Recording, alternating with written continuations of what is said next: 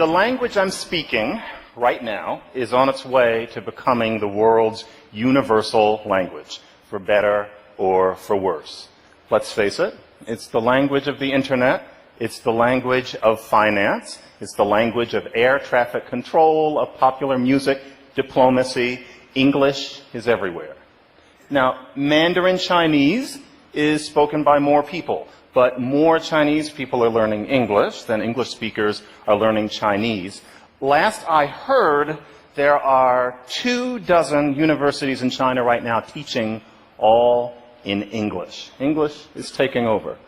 And in addition to that, it's been predicted that at the end of the century, almost all of the languages that exist now, there are about 6,000, will no longer be spoken. There will only be some hundreds left. And on top of that, it's at the point where instant translation of live speech is not only possible, but it gets better every year.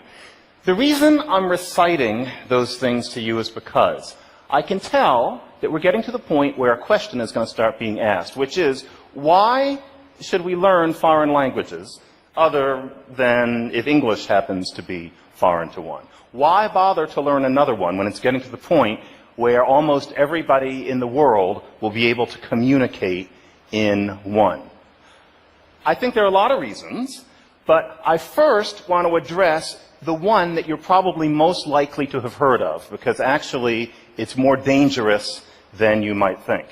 And that is the idea that a language channels your thoughts, that the vocabulary and the grammar of different languages gives everybody a different kind of acid trip, so to speak. That is a marvelously enticing idea, but it's kind of fraught. So, it's not that it's untrue completely. So, for example, in French and Spanish, the word for table is, for some reason, marked as feminine. So, la table, la mesa, you just have to deal with it. It has been shown that if you are a speaker of one of those languages and you happen to be asked how you would imagine a table talking, then much more often than could possibly be an accident, a French or a Spanish speaker says that the table would talk with a high and feminine voice. So if you're French or Spanish, to you a table is kind of a girl, as opposed to if you are an English speaker. It's hard not to love data like that, and many people will tell you that that means that there's a world view that you have if you speak one of those languages. But you have to watch out, because imagine if somebody put us under the microscope, the us being those of us who speak English natively. What is the world view from English? So, for example, let's take an English speaker. Up on the screen, that is Bono. He speaks English. I presume he has a world view. Now, that is Donald Trump. In his way, he speaks English as well. And here is Ms. Kardashian, and she is an English speaker too. So, here are three speakers of the English language. What worldview do those three people have in common? What worldview is shaped through the English language that unites them? It's a highly fraught concept, and so gradual consensus is becoming that language can shape thought, but it tends to be in rather darling, obscure psychological flutters. It's not a matter of giving you a different pair of glasses on the world. Now, if that's the case, then why learn languages? If it isn't going to change the way you think, what would the other reasons be? There are some. One of them is that if you want to imbibe a culture, if you want to drink it in, if you want to become part of it, then whether or not the language channels the culture, and that seems doubtful. If you want to imbibe the culture, you have to control, to some degree, the language that the culture happens to be conducted in. There's no other way. There's an interesting illustration of this. I have to go slightly obscure, but really, you should seek it out. There's a movie by the Canadian film director Denis Arcand, read out in English on the page, Dennis Arcand, if you want to look him up. He did a film called Jesus of Montreal. And many of the characters are vibrant, funny, passionate, interesting French-Canadian, French-speaking women. There's one scene closest to the end where they have to take a friend to an Anglophone hospital. In the hospital, they have to speak English. Now, they speak English, but it's not their native language. They'd rather not speak English, and they speak it more slowly. They have accents. They're not idiomatic. Suddenly, these characters that you've fallen in love with become husks of themselves. They're shadows of themselves.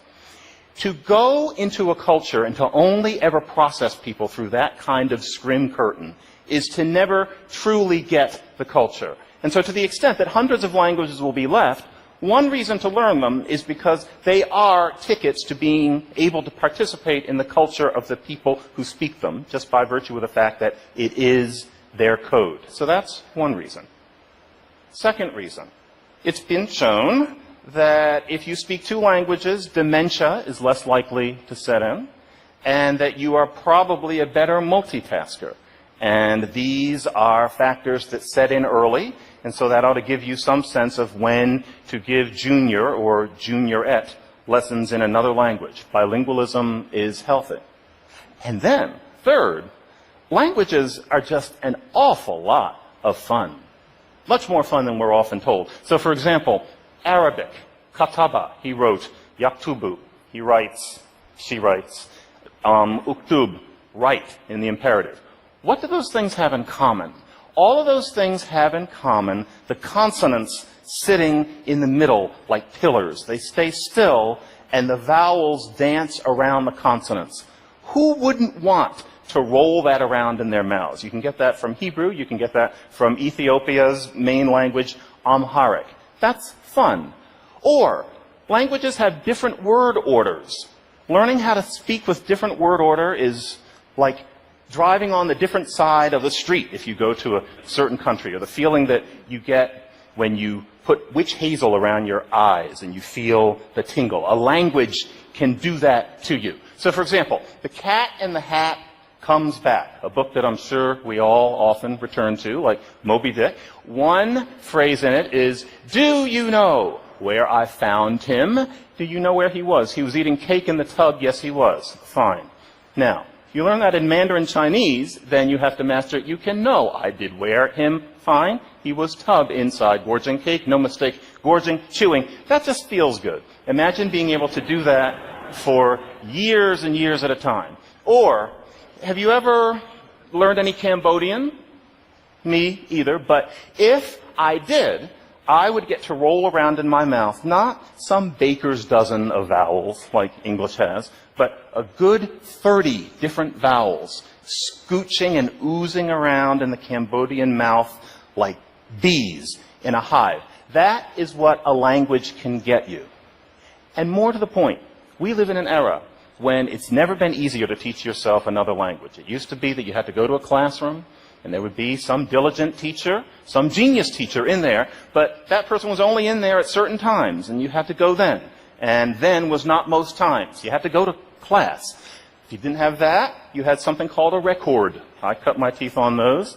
There was only ever so much data on a record or a cassette or even that antique object known as a CD. Other than that, you had books that didn't work. That's just the way it was. Today, you can lie on your living room floor, sipping bourbon, and teach yourself any language that you want to with wonderful sets such as Rosetta Stone. I highly recommend the lesser-known Glossica as well. You can do it any time. Therefore, you can do it more and better.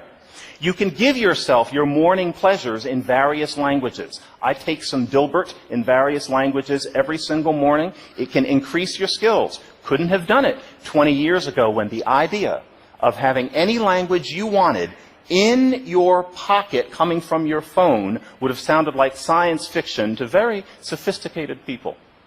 So, I highly recommend that you teach yourself languages other than the one that I'm speaking, because there's never been a better time to do it. It's an awful lot of fun. It won't change your mind, but it will most certainly blow your mind. Thank you very much.